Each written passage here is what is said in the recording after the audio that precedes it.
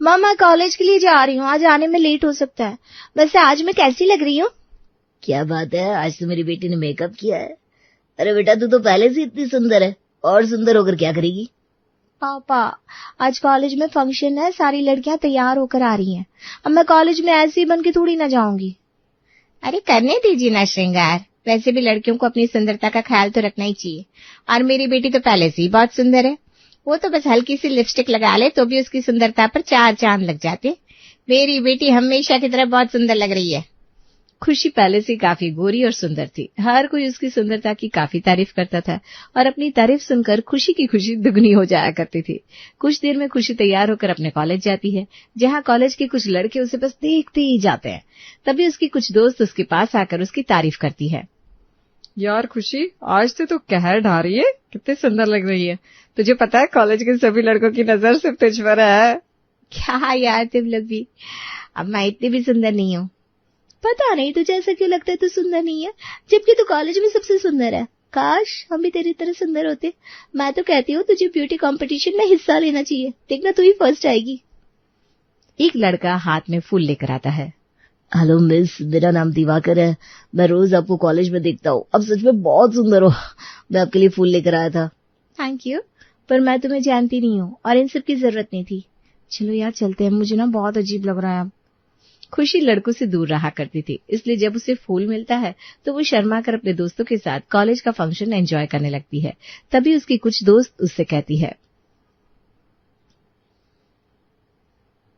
देख ले, आज तक हमें किसी ने फूल नहीं दिया और तुझे फूल मिलने भी शुरू हो गए। यार तू इतनी सुंदर है, सोच तुझे कितना सुंदर लड़का मिलेगा। अगर तू हीरोइन बनने की ट्राई करेगी ना तो बड़ी बड़ी एक्ट्रेस को फेल कर देगी। अपनी दोस्तों की बात सुनकर खुशी काफी खुश होती है और घर जाकर शीशे में बस खुद को निहारती है और गाना गाती है।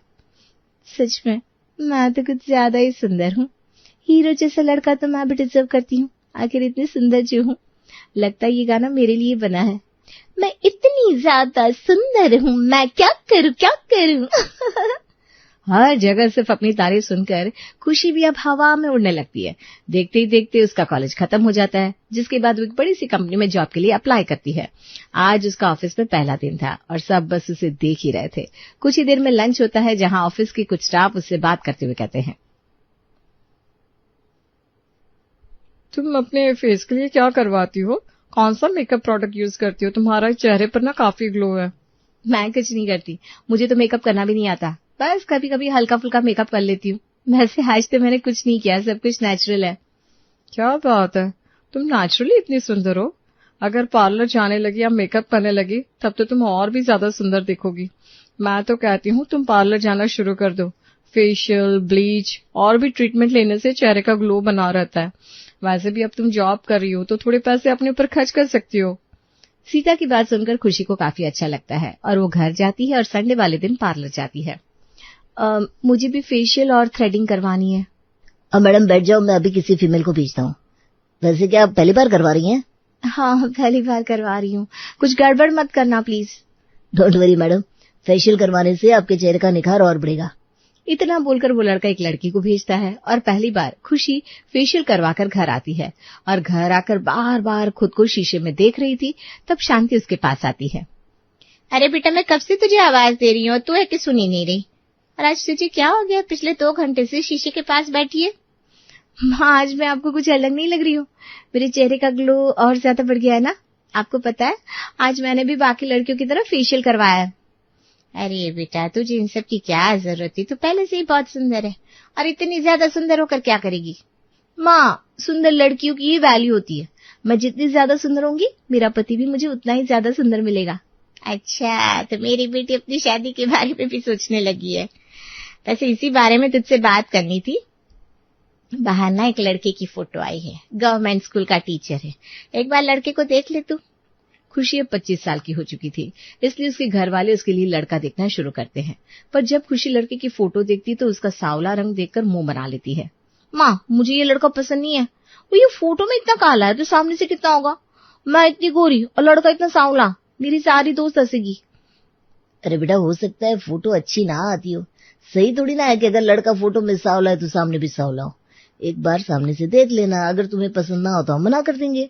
नहीं पापा, मैं ऐसे लड़कों को देखकर अपना टाइम वेस्ट नहीं करना चाहती। मुझे अपनी तरह गोरा, लंबा, हैंडसम लड़का चाहिए, बिल्कुल हीरो जैसा, जिनकी फैमिली भी छोटी हो और जो अच्छा पैसा भी कमाता हो, ताकि जब मैं और वो एक साथ चले तो सब बस हमारी जोड़ी को ही देखते रहे। बेटा, एक इंसान में तो सब कुछ नहीं मिलता, 5 उंगलियां बराबर नहीं होती, थोड़ा तो 19-20 होगा ही। क्यों नहीं होगा पापा, मुझे देख लो, क्या कमी है मुझ में? पढ़ी लिखी हूँ मैं, अच्छी नौकरी कर रही हूँ, सुंदर हूँ, लंबी हूँ, गोरी हूँ। जब एक लड़की के पास वो सारी चीजें है तो एक लड़की के पास क्यों नहीं हो सकती? आप कोई दूसरा रिश्ता देखिए, मुझे ये लड़का पसंद नहीं है। खुशी लड़की की फोटो देखते ही रिश्ते के लिए मना कर देती है और अपने माता पिता के समझाने पर भी नहीं मानती। देखते ही देखते 4 महीने बीत जाते हैं और खुशी की दोस्त काजल का रिश्ता लग जाता है। और जब काजल अपने होने वाले पति की फोटो खुशी को दिखाती है तो खुशी हैरान रह जाती है। यार बुरा मत मानना, पर तू कुछ खास सुंदर नहीं है, तू बिल्कुल एवरेज है। पर तेरा पति कितना स्मार्ट है, गोरा, हैंडसम, लंबा, और ये विदेश भी जाता है ना घूमने के लिए। काफी रिच लग रहा है परिवार तो। लग नहीं रहा खुशी, परिवार रिच है। मेरे सास ससुर भी बहुत मॉडर्न है और मेरी कोई ननद या देवर देवरानी भी नहीं है। मेरा पति इकलौता है। तू सोच, जब मुझ जैसी एवरेज लड़की को इतना स्मार्ट लड़का मिल सकता है तो तेरा होने वाला पति कितना स्मार्ट होगा। तू तो बहुत अच्छा लड़का डिजर्व करती है यार। ये बात तूने बिल्कुल सही कही। जब मेरा रिश्ता लगेगा ना, तब तो देखना मेरा पति तुम सबके पतियों से सुंदर होगा। काजल के पति को देखकर खुशी की इच्छा और ज्यादा बढ़ जाती है और अब वो अपने ऊपर और भी ज्यादा ध्यान देने लगती है ताकि वो ज्यादा से ज्यादा सुंदर लगे और उसे उसका जीवन पार्टनर भी अच्छा मिल सके। इसी बीच खुशी की बुआ एक और रिश्ता लेकर आती है और तभी खुशी चेहरे पर फेस मास्क लगाकर बाहर आती है और लड़के की फोटो देखते ही तिल मिला उठती है। बुआ जी, आपने अपनी बेटी के लिए इतना स्मार्ट लड़का ढूंढा। आपका दामाद तो घर में सबसे सुंदर है। आप क्या चाहती है, घर की सबसे सुंदर लड़की का दामाद घर में सबसे बदसूरत हो? इसकी हाइट दिखी? अरे मुझसे सिर्फ 2 इंच लंबा है। मैं तो इसके साथ हील पहनकर चल भी नहीं सकती। अरे खुशी, तो ऐसे अगर लड़कों को इनकार करती रहेगी तो कैसे चलेगा? देख लेना भाई साहब, कल को तुम्हारी बेटी की शादी किसी अरे गहरे नत्थु गहरे से होगी। लड़के में आखिर कमी क्या है? लड़का तुझसे लंबाई में भले ही 2 इंच लंबा है, और रही हील पहनने की बात तो हील पहन लेना, तो तुम और वो दोनों बराबर हो जाएगी। खुशी बेटा, बुआ सही कह रही है। लड़का इंजीनियर है और जैसा तू चाहती है वैसा भी है। गोरा है, अकेला भाई है, परिवार से अलग रहता है। तुझे तो सास ससुर की भी टेंशन नहीं होगी। वो सब ठीक है माँ, पर मुझे लड़का पसंद नहीं है। आपको पता है अगले महीने काजल की शादी है और काजल को तो आपने देखा है ना, बिल्कुल सुंदर नहीं है, पर उसका होने वाला पति ऋतिक रोशन जैसा है। और मैं तो इतनी सुंदर हूँ, मैं अपने ऊपर और ज्यादा ध्यान दे रही हूँ ताकि मैं और सुंदर लग सकूं, और आप मेरे लिए ऐसा लड़का देख रहे हैं। अरे बेटा, तू तो फोटो देखते ही लड़के को मना कर देती है। कभी किसी लड़के को सामने से देखा? हर चीज की उम्र होती है। जैसे तूने अपनी उम्र पर 12वीं पास की, कॉलेज पास किया, नौकरी करी, इस तरह इस उम्र पर शादी हो जाए तो अच्छा होता है। सुंदर लड़का लेकर क्या करेगी? तू तो है ही इतने सुंदर, और सुंदर होकर क्या करेगी? अपने पापा की बात सुनकर खुशी रोते हुए अपने कमरे में चली जाती है और फेस मास्क हटाकर अपनी फोटो देखती है। देखते ही देखते 2 दिन बीत जाते हैं, पर जब खुशी रिश्ते के लिए हाँ नहीं करती तो विनोद खुद ही अपनी बहन को इस रिश्ते के लिए मना कर देता है। आशा, मुझे तो लड़का पसंद है, पर क्या करूं, अगर मेरी बेटी को ही पसंद नहीं है तो आखिर शादी तो उसे ही करनी है। अब मैं उसकी मर्जी के खिलाफ तो नहीं जा सकता। भैया, तुमने अपनी बेटी को बहुत सर पर चढ़ा लिया है। ऐसे उसकी उम्र निकल जाएगी और जैसा लड़का वो चाहती है ना वैसा मिलेगा भी नहीं। मैं तो थक गई हूँ तुम्हारी बेटी के लिए लड़का देखकर। पता नहीं इतनी सुंदर होकर वो क्या करेगी। आशा खुशी से परेशान होकर वहां से चली जाती है। देखते ही देखते 1 महीना बीत जाता है और 1 महीने बाद खुशी अपनी माँ के साथ काजल की शादी में जाती है, जहाँ पर दूल्हा और दुल्हन को दिखाते हुए अपनी माँ से कहती है, वो देखो माँ, काजल कितनी खुश है अपने पति के साथ, और होगी भी क्यों नहीं, आखिर उसका पति इतना सुंदर जो है। मेरे दोस्त के माँ बाप कितने अच्छे हैं, उन्होंने अपनी बेटी के लिए कितना हैंडसम लड़का देखा, और एक आप है जैसे लल्लू पंजू से लड़की की फोटो लेकर आ जाती है। आप लोगों के लिए तो बस लड़का होना चाहिए, लड़का दिखाने के रिश्ते के लिए पहले से ही हाँ कर देते हैं। बेटा, वो उसका नसीब था जो उसे इतना अच्छा लड़का मिला, और ये तेरा नसीब होगा कि तुझे कितना अच्छा लड़का मिलेगा। इतनी सुंदर होकर क्या कर लेगी तू जब तेरी उम्र ढल जाएगी और तुझे अच्छा पार्टनर नहीं मिल पाएगा। इंसान की शक्ल नहीं, सीरत देखी जाती है। माँ, सीरत इंसान बाद में देखता है, पहले उसकी शक्ल ही देखी जाती है। जब कोई लड़का मुझे देखने के लिए आएगा ना, तो वो भी पहले मेरी ही शक्ल देखेगा। शांति के समझाने पर भी खुशी अपनी माँ की एक बात नहीं समझती और वो लोग शादी अटेंड करके घर आ जाते हैं। और अब शांति और विनोद खुशी की वजह से परेशान रहने लगते हैं। शांति, थोड़ा खुशी को समझाओ। जैसा लड़का वो ढूंढ रही है ना अपने लिए, वैसा लड़का किस्मत वालों को ही मिलता है। वो किसी भी लड़के को देखती भी नहीं है और रिश्ते के लिए मना कर देती है। ऐसे कैसे चलेगा? देखते ही देखते हमारी बच्ची 28 साल की हो गई है। अगर उम्र ढल गई तो उसकी सुंदरता भी काम नहीं आने वाली। जब विनोद शांति से बात कर रहा था तब खुशी ऑफिस से आ जाती है और अपने पिता की बात सुनकर मुंह बनाते हुए कहती है, मुझे पता ही था इस घर में हर वक्त मेरी ही चुगली चलती रहती है। आप लोगों के पास और कोई काम तो रहता नहीं है। बेटा तू 28 साल की हो गई है, देखते देखते 29 और फिर 30 की हो जाएगी। उम्र रुकती नहीं है, कुछ चीजें समय के हिसाब से हो जाए तो ही अच्छा है। और तो मैं कौन सी शादी के लिए मना कर रही हूँ? मैं तो आप लोगों की मर्जी से शादी करना चाहती हूँ। लड़का ढंग का दिखाओ ना जिसे मैं पसंद कर सकूं। बेटा जैसा लड़का तुझे चाहिए ना, मुझे लगता है वैसा लड़का भगवान बनाना ही भूल गया है। तो ऐसे ही बैठे रहना और देख लेना, एक दिन तू खुद ऐसे लड़के को पसंद करेगी कि सब बातें बनाएंगे। अभी तो अच्छे अच्छे लड़के को मना कर रही है, पर बाद में तू ही पछताएगी। बेटा जैसी तेरी डिमांड है, हम तो तेरे लिए वैसा लड़का नहीं देख पा रहे। तेरी बुआ और मौसी ने भी हाथ खड़े कर दिए, अब तो रिश्ते भी नहीं आ रहे तेरे लिए। तुझे कोई अच्छा लड़का दिखे तो तू ही अपने लिए पसंद कर लेना। धीरे धीरे खुशी के माता पिता भी अब उससे कटे कटे रहने लगते हैं। तो वहीं खुशी की सारी दोस्त और कुछ ऑफिस कलीग्स की शादी हो जाती है। यहाँ तक कि खुशी से जो छोटी लड़कियां थी जिनकी उम्र महज 24-25 साल थी, अब उनकी भी शादी हो रही थी। मैडम ये मेरी शादी का कार्ड है, आपको मेरी शादी में जरूर आना है। हाँ हाँ करिश्मा, क्यों नहीं, पर तुम तो अभी 25 साल की हो, इतनी जल्दी शादी? हाँ मैडम, क्योंकि अच्छा लड़का मिल गया। मेरे पति थोड़े सावले हैं पर वो नेवी में है और मुझे बहुत गर्व है। क्या तेरा पति सावला है? पर करिश्मा तू कितनी गोरी है। मैडम रंग रूप में क्या रखा है, मेरे पति बहुत अच्छे हैं और उनकी फोटो अच्छी ना आए पर सामने से ना बहुत स्मार्ट लगते हैं। वैसे भी लड़की गोरे से ज्यादा सावले ही अच्छे लगते हैं। वैसे आप कब शादी करेंगे? आप तो 28 की हो चुकी है ना। अब तो आपकी आंखों के नीचे डार्क सर्कल्स भी आ रहे हैं, चेहरा भी ना थोड़ा डल सा लग रहा है।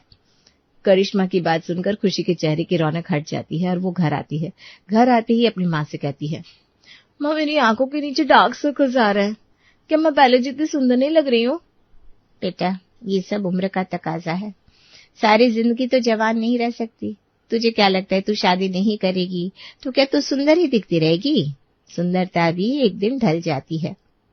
और तुम्हारी गाड़ी ना शादी पर आकर ही रुक जाती है। अरे ये सब तो ज्यादा मेहनत, काम, स्ट्रगल और टेंशन की वजह से हो रहा है। खुशी अपनी माँ को जवाब देकर अपने कमरे में चली जाती है और फेस धोकर फेस पैक लगाती है। देखते ही देखते 2 साल बीत जाते हैं। अब खुशी 30 साल की हो जाती है। इसके बाद खुशी के लिए उससे कम उम्र के लड़कों का रिश्ता आता है, जिसे देखकर उसके माता पिता खुद रिजेक्ट कर देते हैं। भाभी कैसे रिश्ते दे रही हो तुम?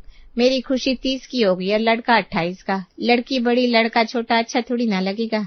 मेरी खुशी खुद ही मना कर देगी ऐसे रिश्ते के लिए। दीदी तुम्हारी बेटी के नखरे भी तो इतने ज्यादा है, इतने जल्दी थोड़ी ना मिलता है 32 साल के लड़के। और अगर वो मिल भी गए तो थोड़े अंकल टाइप होंगे जो तुम्हारी बेटे को पसंद नहीं आएंगे। खुशी अपनी माँ को अपनी मामी से फोन पर बात करते हुए सुन लेती है। आज खुशी घर में ही थी। वो उदास होकर खुद को फिर से शीशे में देखती है और अपना बैग उठाकर पार्लर जाती है। मैडम मेरे चेहरे पर ना झाइयां और डार्क सर्कल्स आ रहे हैं, चेहरे का ग्लो भी खत्म हो गया। आप मुझे कोई ऐसा ट्रीटमेंट बताओ ना जिससे मैं पहले की तरह जवान और सुंदर दिख सकूं। ये तो उम्र का तकाजा है, आप 30 की उम्र में भी इसका तो नहीं दिख सकते ना।